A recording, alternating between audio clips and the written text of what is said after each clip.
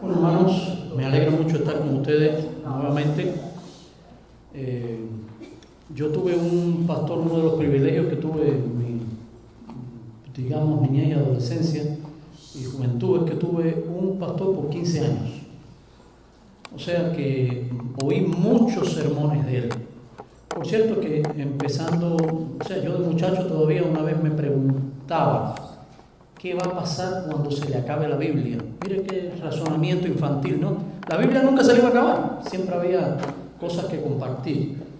Pero en aquel tiempo se estilaba que cada quizás 3 meses, 4 meses, iba una persona a dar, un pastor casi siempre, a dar una actividad evangelística de otro tipo, y uno también disfrutaba la predicación de esa otra persona, aunque no dejaba de reconocer la del pastor. Y yo estoy aquí ahora como, digamos, un cocinero diferente. Gracias a Dios que espero que la comida espiritual sea mejor que la comida que yo hago físicamente, porque si no, o los mato de hambre o se envenenan. Así que espero que sea mucho mejor. Vamos a estar leyendo en Tito, capítulo 2, versículos del 1 al 15. Y yo creo que voy a bajar un momentico porque no estoy seguro si yo tengo la misma versión que la que tienen ustedes. ¿Reina Valera 60? ¿Es la Reina Valera del 60? Sí. Bueno, de todas maneras déjenme bajar. Y así lo vemos todo. Bien, lo leemos. En esta ocasión, como casi todos hablamos español, mejor lo vamos a leer en español todo. Puestos en pie, por favor, para reverenciar la palabra. Comenzamos. Pero tú habla lo que está de acuerdo con la sana doctrina, que los ancianos sean sobrios, serios, prudentes, sanos en la fe, en el amor, en la paciencia. Las ancianas asimismo sean reverentes en su porte, no calumniadoras, no esclavas del vino, maestras del bien, que enseñen a las mujeres jóvenes a amar a sus maridos y a sus hijos, a ser prudentes, castas, cuidadosas de su casa, buenas, sujetas a sus maridos, para que la palabra de Dios no sea blasfemada. Exhorta asimismo a los jóvenes a que sean prudentes, presentándote tú en todo como ejemplo de buenas obras, en la enseñanza mostrando integridad, seriedad, palabra sana e irreprochable, de modo que el adversario se avergüence y no tenga nada malo que decir de vosotros. Exhorta a los siervos a que se sujeten a sus amos, que agraden en todo, que no sean respondones, no defraudando, sino mostrándose fieles en todo, para que en todo adornen la doctrina de Dios nuestro Salvador.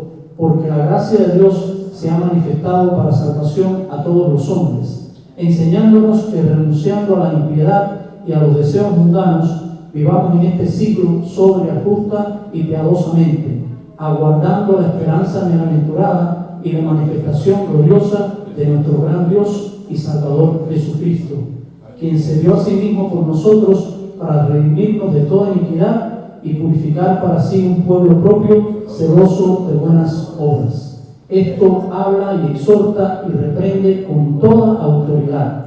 Nadie te menosprecie. Oramos. Te agradecemos, Señor, por tu palabra. Gracias porque ella misma ya tiene, Señor, enseñanza, porque es una bendición poder compartirla. Ayúdanos para que llegue a ti, Señor, realmente sea tu palabra expuesta, la que penetre en los corazones y haga la obra, Señor, que solamente tú puedes hacer. En el nombre de Jesucristo, amén. Pueden sentarse.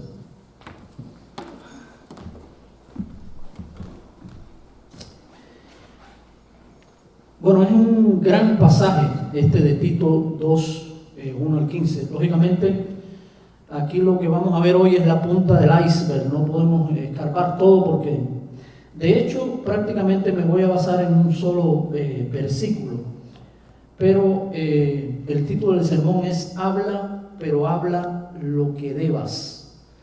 Saben que lamentablemente, desgraciadamente, hay personas que hablan más de la cuenta y no hablan realmente cosas buenas. A veces están solamente hablando, el chisme es algo que tiene que ver con una tercera persona y que posiblemente esa otra no sabe nada, pero se están tejiendo cosas, a veces actitudes o lo que sea sobre una persona. O simplemente hablando más de la cuenta. Dice que el proverbista decía que en la abundancia de las palabras no falta pecado. Y realmente es así. Tenemos que tener cuidado con lo que hablamos, pero también con lo que no hablamos. Ahora, por eso quiero llevarles a que esta exhortación a hablar, pero hablar lo que realmente debamos, es que nos debe llevar, como veíamos en el versículo 2, dice, nos exhorta a hablar lo que está de acuerdo con la sana doctrina. ¿Y qué cosa es la sana doctrina? La sana doctrina es lo que está en la palabra, lo que está en la Biblia, no es otra cosa. A veces pensamos que tenemos que hablar lo que nos parece mejor, lo que puede adaptarse a la persona. Y después de ver todas estas cuestiones quizás culturales y demás, nosotros tenemos que estar claros que aún hablando el mismo idioma, a veces hay cosas que no entendemos. Por ejemplo, en estos días mi esposa fuimos a ver a la reumatóloga. Y en algún momento le hablaron acerca de tenían que sacarle sangre y qué sé yo, mi esposa no estaba muy convencida de aquello, y la doctora le dijo, no seas changa. ¿Qué le dijo? No sé. Busqué, digo, déjame ir al diccionario a ver qué cosa es changa, porque el único changa que yo conocía era un pelotero que había en Cuba, se llamaba Changa Medero, pero nada que ver, no es que sea pitcher, ¿no?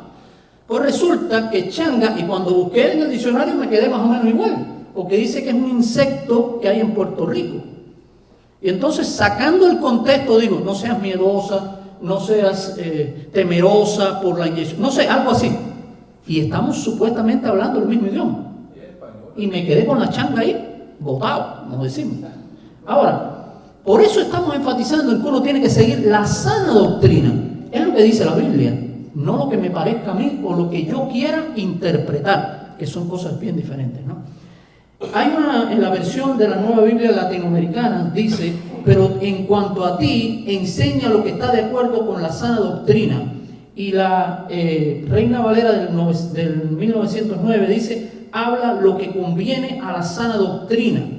Otra llamada Reina Valera Gómez dice, habla lo que armoniza con la sana doctrina. O sea, todo enfatiza en que ya sea lo que esté de acuerdo, lo que armonice, lo que conviene. No es mi palabra la que tiene que primar, es la palabra de Dios.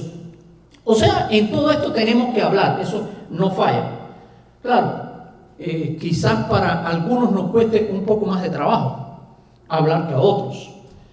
La maestra de la escuela dominical hoy, Gisela, estaba enfatizando acerca, dice, cuando ella se veía 30 años atrás no se imaginaba cosas. Y si yo me veo de 8 años, 10 años en mi pueblo natal, que no me gustaba hablar ni saludar, yo no me veo ahora. Digo, no, imposible que haya llegado yo a poderle hablar a congregaciones y usted dice, bueno, hay una cosa buena cuando usted predica la palabra, es que no importa las veces que lo haya hecho, usted siempre tiene un pequeño temor, porque no es, tiene, digamos, una responsabilidad que no es su palabra, es la palabra de Dios la que tiene que expresar. Pero Dios lo ayuda a uno a enfrentar todas estas cosas. O sea, hay expresiones en cuanto a esto de hablar. Decíamos, el mundo a veces ve esto como algo bien diferente. Hay un escritor llamado Oscar Wilde que acuñó la siguiente expresión: hay solamente una cosa peor que hablen de ti. Fíjense, solamente hay una cosa peor que hablen de ti, y es que no hablen de ti. Lo que importa es que hablen, no importa. Decía también un pintor llamado Salvador Dalí, que hablen bien o mal, lo importante es que hablen. Para alguna gente no importa, es como el niño malcriado, que no puede ser en la escuela, que se porta mal porque no tiene las calificaciones del mejor, no tiene lo que sea, pero aunque sea de malo, tiene que destacar. Pero no debe funcionar así. Mire, hace muchos años mi esposo y yo teníamos que viajar, vivíamos en un pueblo que estaba distante como a unos 30, 40 kilómetros de La Habana, donde vivían los padres de mi esposa. Y a veces teníamos que ir a algún turno médico o teníamos que ir a visitarlos, simplemente íbamos con nuestras hijas y teníamos que tomar un tren. Bueno, pues en ese tren, en la parada de ese tren, en un pueblo llamado San Antonio de los Baños, había un vendedor de maní. No sé, bueno, aquí no lo he visto, lógicamente, pero conocen el maní en cucuruchos, que se tuesta el maní y se vende. En Cuba era bien barato, era una comida del pobre, ¿no? Los vendedores de maní vendían aquello, cuando aquello se vendía $1, ahora ni sé, aquello, ya debe haber desaparecido el maní ya. Pero de cualquier manera, aquel cucurucho de maní, el hombre tenía siempre una bolsita con su maní y tenía 4 o 5 en la mano. Normalmente los vendedores, ¿qué es lo que hacen para vender? Pregonar, ¿no? Y lo promocionan para vender el maní. Ahora, yo todavía no entiendo, y créame que le pregunté hasta al abuelito Google y me dijo, ¿what? ¿Por qué decían maní? Rico el maní, compren el maní. No sé por qué decían maní y no decían maní. Todavía no lo entiendo y le digo, créanme que le pregunté a Google y tampoco sabía. Ahora, el hecho está que aquel hombre no pregonaba. ¿Ustedes se imaginan lo que es un vendedor sin pregonar? Él se paraba en una esquina, ya él tenía seteado aquella parte ahí. Él se paraba en una esquina con sus cucuruchos. Venían las personas, le quitaban el cucurucho, le daban el dinero y ahí no se decía una palabra. Nunca he visto un vendedor como ese, de verdad. Me quedo frío, sí. Pero sin embargo le resultaba, ya la gente sabía el precio del producto, la cantidad que quería, y ahí, si tenía que darle algún cambio, le daba. Mucho más reciente en la televisión hispana, y no le estoy haciendo, no me están pagando nada por eso, créanme, hay una firma de abogados llamada Cruz y Asociados, que se especializa en accidentes, y ellos tenían hace un tiempo atrás un eslogan que decía, no te quedes callado. O sea, cuando tienes un accidente, cuando tienes esto, no te quedes callado, habla. Y eso también se aplica a los cristianos. No te quedes callado, habla, di, pregona, di el evangelio. Una vez oí la expresión que no me gustó, me chocó en un principio, cuando alguien comparó el evangelio a una empresa en la que tienes que vender. Me chocó aquello, pero cuando lo medité realmente, me di cuenta de que sí, nosotros tenemos que vender, entre comillas, el evangelio, aunque lo que estamos es regalándolo. Pero tenemos que promocionarlo, tenemos que decirlo. Si no, ¿cómo la gente lo va a saber? Ahora, es importante que nosotros hablemos, pero hablemos lo que esté de acuerdo con la sana doctrina. O sea, lo que esté de acuerdo con la Biblia. A veces hay situaciones en las que usted quizás no puede hablar al inicio. Y yo pienso cuando yo estaba en high school, en Cuba, si usted hablaba del evangelio, sí, abiertamente, ahora que yo me acerque a Iván, ahí le digo, Iván, ¿tú conoces a Jesucristo? ¿Quieres que te hable de él? Algo así. Aquello se consideraba proselitismo religioso. Eso significaba que si usted lo tomaban hablando con esa persona, o sea, exponiéndole, usted le estaba haciendo un prosélito. Y con un gobierno comunista, eso es un delito. De tal manera que usted o perdía sus estudios o perdía su trabajo. ¿Y qué hacer entonces para testificar? Bueno, había que buscar maneras. Y una de las que yo encontré, yo estaba en aquel high school interno, fue tomar un tratado de mi iglesia y ponerlo en una taquilla, en mi taquilla.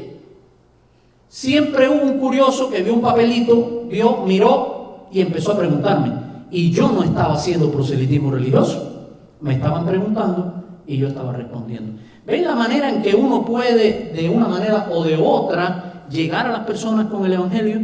No necesariamente tiene que ver con que ya sea vamos a decir, al disparo, a quemarropa. No. Es importante que nosotros busquemos la manera en que nos pregunten, en que, bueno, me imagino que quizás ustedes no lo han visto, pero hay cristianos que andan con un sellito que tiene 2 signos de interrogación. Así, simplemente el sellito tiene 2 signos de interrogación. Y la persona curiosa va y le pregunta, ¿y qué significa eso? No es un signo de interrogación abierto, son 2 signos de interrogación abiertos. Un curioso cualquiera dice, ¿y qué significa esto? Y ahí es donde va. Precisamente son las 2 preguntas. ¿Usted cree que usted puede ir al cielo? Y la segunda es, la persona en dependencia que le diga sí o no, ¿por qué razón usted? Y ya de por allá le está predicando. Fíjense, las maneras en que uno puede buscar los medios. Y a veces no nos pasa en nuestros lugares de trabajo, en nuestras escuelas, la persona no va a venir. Puede haber casos, y yo los he conocido, de personas que vienen y le digan, yo veo en ti algo diferente, háblame de lo que tú tienes, y ahí tú sí te despachas con el cucharón grande. Pero normalmente no es así. Usted tiene que buscar la vía de transmitir, de lo que sea. A veces ante vamos a decir, usted conoce a un compañero y ve que no está bien anímicamente, o que está triste o lo que sea, y usted se tiene que acercar, porque usted no puede procurar simplemente que la persona haga, o sea, que llegue así al Evangelio. Si usted dice la palabra que el que tiene amigos ha de mostrarse amigo, y la persona no puede ser simplemente un número para yo predicarle o para yo hablarle. Y créame, cuando estoy hablando de esto no estoy enfatizando porque eso es la labor del pastor o del diácono o de quien sea, es que debe ser parte de nuestra manera de vivir, ¿no? Entonces, el objetivo no es restregarle, como decimos los cubanos, restregarle a la persona todos sus defectos. El pastor me contaba hace poco acerca de una vez que él salió a visitar con una persona, una vecina, que él nunca había entrado a su casa más allá de una vez en el garaje, ayudarla con algo, qué sé yo. Pero cuando le invitó, iba con otra persona, le invitó, y aquella persona tenía toda una serie de dioses, vamos a decir, de yeso alrededor ahí. Y a aquel le sorprendió, y la persona que iba con él empezó a hablarle del Evangelio. La persona jamás tocó el tema de los ídolos que tenía esa persona ahí. Nunca tocó el tema. De hecho, el pastor se sorprendió. ¿Y por qué? Dice, no, es que eso es una labor que tiene que hacer el Espíritu Santo, no lo puedo hacer yo. Personalmente yo he sido testigo de que una vez una muchacha con mucha vehemencia en el Evangelio me dijo, no, ya mi tía quiere que usted le bote todas aquellas cosas en que ella creía y todo aquello. Y cuando yo hablé verdaderamente con la tía tenía un miedo, terror, pánico a que le tocaran aquello. No. Y ahí se quedaron. Porque si la persona no estaba determinada a salir de aquello, no tiene sentido. Entonces, no es que usted le diga a la persona, no es que estás equivocado, estás mal, porque la persona lo que hace es que en un momento determinado se eriza, se pone a la defensiva. No, usted tiene que hablarle de la verdad de Jesucristo. Es como hacen los que estudian, o sea, las personas que tienen que ver con el dólar, no le muestran todos los defectos, sino le enseñan el dólar verdadero. Hace muchos años en Cuba alguien mandó una ofrenda y creo que eran 4 o 5 billetes y eran X cantidad para la iglesia y había $100 para mí. Y cuando yo voy a cambiar los $100, eran falsos. ¿Qué les parece? Aquel que me tocó a mí era falso. Me quedé sin los $100. Ahí no había manera. Y lógicamente, ¿qué hubiera pensado otra persona? Lo doy más para adelante. Si de todas maneras, a alguien que se coma el cake, ahí se lo doy ya y después no ha pasado nada. Si era falso, yo no podía dar eso más para allá. Entonces, lo importante, como decíamos, no es que usted se coja todos los defectos. No se puede tener aquello. Lamentablemente, algunas religiones enfatizan en todo lo que no se puede. No puedes, y de hecho, algunas personas vienen a nosotros preguntando ¿qué es lo que no se puede hacer en tu iglesia? Y ahí empieza todo lo demás. Y a veces nosotros cometemos el error que le damos todo un listado. No puedes fumar, no puedes tomar, no puedes tener esto, no puedes tener aquello, no puedes tener 2 mujeres, no puedes tener 2 hombres, no puedes. Y lo que le estamos dando es un listado así, que la persona dice, paso escopeta. Yo no me voy a tener eso.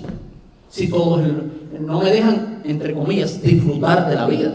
Cuando llega la persona realmente a conocer de Jesucristo, entonces es que es diferente. No encuentra que eso es una carga, sino que es un placer que hace por seguir a Jesucristo. Dice 1 de Pedro 3:15, santificad a Dios el Señor en vuestros corazones y estad siempre preparados para presentar defensa con mansedumbre y reverencia ante todo el que os demande razón de la esperanza que hay en vosotros. Fíjense, santificad al Señor en nuestros corazones y estad siempre preparados. Siempre preparados significa que nosotros no podemos limitarnos a tener lo elemental. Usted tiene, cuando usted se prepara, algunos de ustedes han hecho el examen aquí de ciudadanía. Y cuando usted se prepara para hacer el examen de ciudadanía, no es solamente como aprenderse las 100 preguntas y dale. Usted tiene que tener un dominio más o menos de entender lo que le están preguntando. De hecho, desde que la persona lo está recogiendo y lo está llevando a su oficina, ya lo está examinando. Desde ese momento. Entonces, usted tiene que estar preparado para cualquier emergencia que se pregunte. Y si le toca en la primera instancia un nazi, como le digo yo, como me tocó a mí, y que cada vez que usted le hacían aquellas preguntas que dice, usted ha estado preso, usted ha sido miembro de un partido comunista, usted ha sido esto, y todas esas preguntas que usted simplemente dice sí o no. Y cada vez que me dice, usted ha estado preso, no, ¿qué cosa es estar preso? ¿Ustedes se imaginan usted que acaba de más o menos mascullar el inglés, le dé una definición en inglés a lo que significa? Entonces, no, estar preparado para presentar defensa, o sea, de lo que usted cree, pero ¿cómo? Con mansedumbre y reverencia. No es diciendo a la gente que está equivocado, no es mostrando. Ahora, lo que sí le tiene que mostrar, un camino mejor. Una vez oí una expresión que me encantó a la manera de uno definir las cosas cuando usted no le dice a la persona está mal. Usted puede decirle, hasta ahora este es el camino que tú has seguido, pero yo te voy a mostrar un camino mejor. Cuando usted está en lo bueno, pero quiere lo mejor, nadie se queda con lo bueno. Si me estás mostrando lo mejor, déjame irme entonces con lo mejor.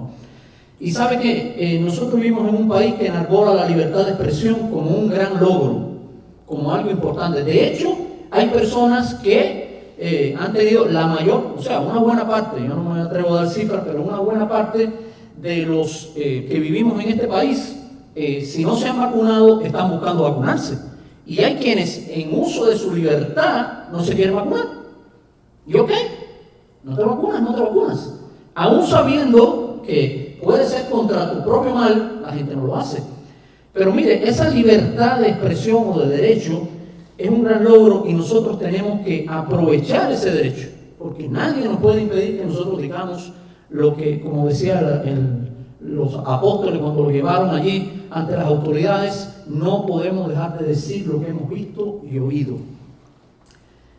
Si otros pregonan a voz en cuello otras cosas, la homosexualidad, la carnalidad, la inmadurez, hoy que hablaba Gisela en la clase de la escuela dominical acerca de que ya incluso se quiera aprobar el aborto hasta 6 meses, ya con la criatura de 6 meses. Entonces, ¿por qué nosotros no podemos hablar, y no podemos argumentar, y no podemos, con todo el llamado respeto a la diversidad, por qué no podemos quedarnos callados ante los asuntos espirituales que están bajo fuego? ¿Sabe que en la escuela donde yo trabajo no hay una capilla como tal?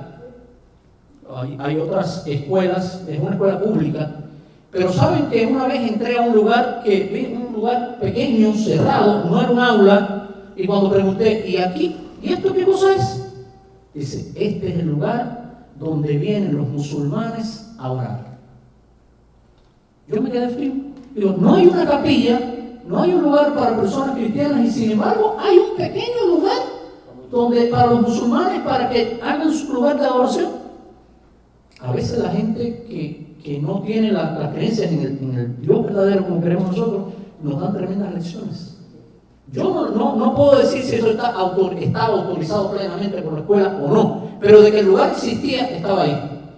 Y es importante que nosotros, con todos los derechos y todas las cosas, volvamos, por lo menos nosotros, el lugar donde la Biblia es leída y obedecida. Y nos pueden acusar, miren, las acusaciones van a sobrar.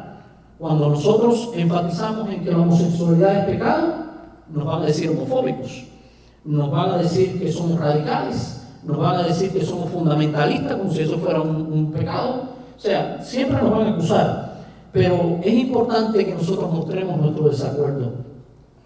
A mí me ha venido muy bien el decir, cuando una persona está hablando de algo que yo no entiendo que es bueno, le digo, te respeto, pero no comparto tu criterio. Pero no solamente decir así, te respeto y ya. No, es que le comparto después el mío, porque no lo voy a dejar con lo que yo pienso que está mal. aunque la persona, yo no tengo el que hacer la labor, el que la hace es el Señor, ¿no? Y así ocurre. Bueno, veíamos que tenemos que hablar la sana doctrina, lo que esté de acuerdo con la sana doctrina, pero tenemos que hablarle también, aunque seamos minoría. En 1 Reyes 22, 4 al 14, es un pasaje un poco largo, yo les voy a dar un resumen de lo que trata. Había un rey de Israel que invitó a otro rey. En aquel entonces el reino estaba dividido entre el reinado de Israel y el de Judá. Y un rey de Israel invitó a un rey piadoso de Judá que fuera con él a la guerra. Pero el rey piadoso le dijo que consultara a Jehová antes de salir, tal como era costumbre, ¿no? Vamos a consultar a Dios a ver qué cosa quiere Dios de nosotros. Dice que el rey de Israel reunió a los profetas, supuestos profetas de Jehová. No estamos hablando que eran profetas de otro Dios. Y reunió alrededor de 400 profetas. Y todos, como si fuera el parlamento cubano donde todo se vota por unanimidad. Nunca he visto que haya un parlamento en el mundo donde no haya desacuerdo, nada más que el de Cuba. Cada vez que se va a votar algo, unanimidad. Yo no entiendo eso. No hay una moción, no hay un cambio, no, unanimidad todo. La gente no piensa, ¿no? Ahí estamos de acuerdo. Pero ahora, este rey allí convocó a aquellos 400 profetas y todos le decían que Jehová prosperaría esa guerra. Levántate, ve, dice que uno hasta se hizo como unos cuernos ahí, le dijo, con estos cuernos vas a cornear a los sirios hasta destruirlos, todo historia bella. Pero el rey piadoso no se comió el cuento aquel de que todo iba a ser tan maravilloso. Y preguntó, ¿y no hay otro profeta de Jehová a quien podamos consultar? El rey de Israel le dijo, sí, lo hay, pero lo odio. ¿Cómo vas a odiar a un profeta? Lo odio porque nunca me profetiza bien, sino mal. ¿Saben qué? El problema es que la labor del profeta no es caer bien. Es decir lo que Dios te pone a que tú digas. No siempre vas a caer bien. Cuando tú hables la verdad, no siempre. Yo diría que casi nunca vas a caer bien. Porque estás presentando lo que Dios te ha dicho que digas. Yo creo que lo puedes decir, como dice la palabra, con mansedumbre, con reverencia, decir todas las cosas. Pero tienes que decirlo. Ahora, finalmente llaman al profeta y cuando venía de camino, fíjense, vaya, como para que adornar un poco las cosas, dice que el mensajero que había ido a llamar a Micaías, que así se llama el profeta, le dijo, he aquí que las palabras de los profetas a una voz anuncian al rey cosas buenas. Sea ahora tu palabra conforme a la palabra de ellos y anuncia tú también buen éxito. Eso, en otras palabras, lo está coaccionando. Todos los demás están diciendo esto, dilo tú también. Para quedar bien, vaya, para estar en sintonía, para que no te veas en minoría. Además, el rey tenía todo el poder, como después lo hizo, de decir, mete en la cárcel a pan y agua, porque este no está haciendo lo que yo quiero que me diga. Pero ¿sabe qué dijo Micaías? Vive Jehová, que lo que Jehová me hablare, eso diré. Miren qué palabras. No importa lo que digan los demás. Lo importante es que yo hable lo que Dios me dijo que hablara. Ahora, estamos dispuestos a decir lo que el Señor nos manda sin importar que otros opinan diferente. La mayoría de las veces nosotros tenemos que nadar contra la corriente. Y quiero decirles que a veces no solamente estamos hablando en términos cuando nos relacionamos con personas que no conocen a Cristo. A veces con personas que tienen un razonamiento diferente a nosotros, pero nosotros entendemos que no debe ser, también tenemos que argumentar y decir la verdad, decir lo que creemos. Hace muchos años atrás yo estaba de profesor en un seminario y hubo una situación con un estudiante. Ese estudiante lo expulsaron del seminario y por determinadas actitudes que había tenido. En un momento determinado lo vuelven otra vez, o sea, tratan de reinsertarlo y realmente yo entendía que aquel no era el momento. Y así lo dije. ¿Saben qué ocurrió? Yo me expresé, yo lo dije. Mire, yo no sé todavía, yo no he visto nunca así de tú a tú una ametralladora, pero así me sentí yo ametrallado totalmente cuando yo expresé mi criterio. Aquello era, si me hubieran acribillado a balazos, la ráfaga de la ametralladora. pero dije lo que tenía que decir. Y lo hice con la mejor de las intenciones. Ahora, ¿qué pasó?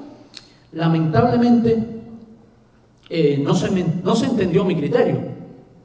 Y no estoy abogando porque la persona tenía que entrar. Cuando, de hecho, al otro día le dije a la persona, yo dije esto y esto y esto, pero si en algo puedo ayudarte, ahí estoy. O sea, no había ninguna cosa personal en contra de aquella persona. Lo que había era realmente que yo entendía, el criterio mío era que en ese momento no debía entrar. No tengas temor cuando estés en minoría, porque créame que como cristiano no siempre vas a estar en mayoría. Nosotros no somos la mayoría de este mundo. Aun cuando este país se considere, y después vamos a ver algún detalle en cuanto a eso, que se considere un país cristiano, o por lo menos se pensaba así, ¿no?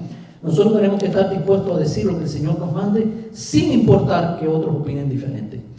Miren, el tercer punto es que nosotros debemos hablar la sana doctrina, aunque no seamos populares. El cristianismo, según los datos que encontré de Wikipedia, es la religión más extendida en Estados Unidos, con alrededor del 73% de los estadounidenses identificándose como cristianos. Estoy hablando de una cifra del 2012. 73% de los estadounidenses se identifican como cristianos. En el 1990 era 86%. Y en el 2001 era de 78. Alrededor del 62% de los encuestados decían ser miembros de una congregación. Y a mediados de los años 90, Estados Unidos tenía más cristianos que ningún otro país, con 224 millones de cristianos. Durante un tiempo se consideró que Estados Unidos era una nación cristiana. Pero aún con todos esos millones, y estamos viendo estadísticas, que las estadísticas van para atrás todavía, cada vez más, nosotros vemos en la práctica que no es una nación cristiana. Porque el hecho de que la persona, y yo conozco unos cuantos que dicen asistir a una iglesia, participar en una iglesia, pero no viven como cristianos. Entonces, usted no puede enfatizar en que eso simplemente es el hecho de conocer a un pastor o de asistir cuando quiera o de vivir cuando me parece. No, tiene que ser un estilo de vida. Lo más difícil, yo creo que en estas estadísticas que estamos viendo es que aquellos que dicen ser miembros de una congregación no viven un estilo de vida cristiano. Y muchas veces, en el mejor de los casos, sus contribuciones son como cuando usted paga los biles, como tiene que pagar la luz, como que tiene que pagar el agua, como tiene que pagar el teléfono. Así también da algo para la iglesia. Y eso no es lo que Dios realmente quiere, ¿no? Pero estamos viviendo en tiempo del evangelio light. O sea, ni muy, ni tan. No es para que el estómago se asuste, ¿no? Como el apóstol Pablo decía, algunos creyentes de su época debieran estar alimentándose de comida sólida, pero estaban todavía con la leche espiritual. Algunos cristianos viven, o algunas personas pretenden vivir o hacer o tener una fe como la ensalada César. ¿Saben ustedes cómo surgió esta ensalada? Bueno, una de las versiones, porque saben que con todos estos platos famosos después aparecen mucha gente diciendo que fueron ellos los que lo hicieron. Pero una de las versiones más aceptadas es que en 1926 en la ciudad de Tijuana, en México, había un inmigrante italiano llamado Cartini. Y esa persona recibió de pronto unas visitas. Y resulta que no tenía nada que ofrecerles. Y los amigos le dijeron, no te preocupes, o con cualquier cosa y con un aperitivo. Y entonces él tomó restos de comida que le habían quedado, o sea, un poco de lechuga, pan en trozos pequeños, algo de pollo que tenían, cosas así, y entonces mezcló todo aquello y salió la ensalada, hoy tan famosa y tan rica, ¿no? Que uno se la come, pero surgió así, con cosas que fue hilvanando de lo que le quedaba en el refrigerador. ¿Saben qué? Mucha gente pretende vivir una fe como una ensalada César, una pizca de moralidad, un poco de buenas obras, una porción de pensamiento positivo y mucha libertad individual. No, hacerme lo que yo quiera, lo que a mí me gusta, porque todo tiene que ver, Dios lo va a permitir, porque mira, Dios es un Dios de amor. Además, nosotros lo hacemos de corazón. Esa es la expresión de mucha gente. Como si de corazón no nos equivocáramos. Y creo que más de una vez le he puesto el ejemplo, pero viene muy bien al caso. Cuando yo iba a un campamento cristiano que teníamos, yo tenía que tomar un tren en una determinada estación y tenía que tomar ese tren para dirigirme hacia la provincia de Matanzas. Y estaba allí en aquel tren, pero tenía que tomarlo de madrugada. Me quedé dormido y ahí estaba yo dormido cuando siento el pito de un tren. Llegó el tren, me monté en el tren y estaba cansado, dormido. Cuando yo abro los ojos, estaba llegando a La Habana. Había ido al revés. Tuve que tomar el tren nuevamente para dirigirme hacia donde iba. Me monté en el tren pensando que iba para Matanza, pero fue al revés. ¿Cuánta gente está montada en el tren de la vida pensando que va? No importa. No oye usted esta expresión. No, lo importante es lo que todos vamos al mismo lugar. Mentira. Nosotros como cristianos no podemos oír una persona que diga, no importa, todos vamos al cielo, no importa lo que usted crea. Eso es mentira. Con la mejor de las maneras tenemos que decirle, no funciona así, no es así, no es lo que dice la Biblia, ¿no? Entonces, conversé con alguien, una compañera de trabajo en mi escuela, y miren qué manera de argumentarme su fe a su manera. Ella prefería, dice que ella no era de ir a los templos todos los domingos, o sea, no es ir al templo todos los domingos. Ella prefería salir con sus hijas a la playa o a cualquier otro lugar de diversión y ahí estar en contacto con Dios. Qué manera más bonita, ¿no? Suena bonito eso. Estoy en la playa, estoy en el parque, estoy donde sea y ahí estoy en contacto con Dios y con la naturaleza. Muy bonito, pero no es lo que realmente dice la Escritura. Es lo que me gusta, no lo que Dios demanda. Y es tan absurdo como pretender entender un equipo electrónico botando el manual. Es decir, lo voy a hacer a mi manera, a lo que me dicte el corazón. Mira, si usted hace esa barbaridad, se va a quedar sin equipo. Y créame que yo no voy a hacer eso. Ayer compramos un refrigerador, el que teníamos ya estaba, pobrecito. En Cuba, cuando una cosa está casi muerta, dice, está cantando el manicero, ya que le estaba que lo que le daba era un maní. ¿Ya? Y tiene que durar hasta el sábado, que es el que llega el otro, ¿no? Ahí está. Pero, ¿qué les digo? Usted no desecha el manual y dice, no importa, voy a hacerlo como me parece a mí. No, usted va al manual de instrucciones. Y así mismo tenemos que ir nosotros a la Biblia. No puede ser cualquier cosa, no puede ser lo que me parece. Pero créanme que hay que decirle a las personas eso. Y usted, con todo el respeto, tiene, aunque la persona no lo entienda, decimos, la labor la hace el Espíritu Santo, no uno, pero tiene que decirlo así. Miren, lo bueno casi nunca es popular. Por eso a veces la gente, bueno, pero usted tiene, no importa que usted sea minoría, no importa que la persona no asuma lo que usted crea, lo bueno casi nunca es popular. Hoy estábamos hablando en la escuela dominical y es algo que nos golpea a todos, de la dieta. ¿Es buena la dieta? Buenísimo. ¿Pero es popular? No, o sea, sí. Hay quien hace que si la dieta es... ¿Cuántos tipos de dieta hay? No me puedo imaginar. ¿Cuántas hay? Pero la mayor parte de nosotros seguimos la dieta del lagarto. Todo lo que vea, me lo harto. Esa es la dieta que seguimos. Porque si está ahí, ¿por qué no me lo voy a comer? Hay otra compañera de trabajo mía, pobrecita, que esa le sobran no sé cuántas libras. Pero cada vez que le pregunta, fulana, ¿y qué? No, pero entonces, ¿y si me pasa algo? Hace 3 años que la conozco y siempre le está pasando algo. Y nunca acaba de bajar, de decir, ok, me lo voy a proponer, lo vamos a hacer. La dieta no es popular. El ejercicio, la lectura, la superación, el compromiso, el matrimonio, nada de eso es popular. Y es bueno, es bueno. Entonces nosotros tenemos que enfatizar en esos detalles, ¿no? En que lo bueno también cuesta trabajo. Y hay que lograrlo. Y lamento tocar el tema de la dieta, créanme que hay unos cuantos aquí, empezando por mí, pasadito, y que necesitamos aplicarnos todo esto nosotros mismos. No, déjame ni mirar para la izquierda, esto es ni a la izquierda ni a la derecha. Y si voy al centro, menos todavía, ¿no? Déjame por ahí. Miren, hay un personaje bíblico que no se caracterizaba por su diplomacia. Juan el Bautista vino con un mensaje duro en tiempos de silencio profético y tenía un mensaje de arrepentimiento y la misión de preparar el camino de Jesucristo. Decirle la verdad al rey le costó literalmente la cabeza. Así. Y nosotros no es que seamos rudos, pero tenemos que enfatizar también y decir lo que Dios nos pone por delante. Concluimos. Hubo personas en la Biblia a quienes Dios les mandó a callar y a otras personas les mandó a hablar.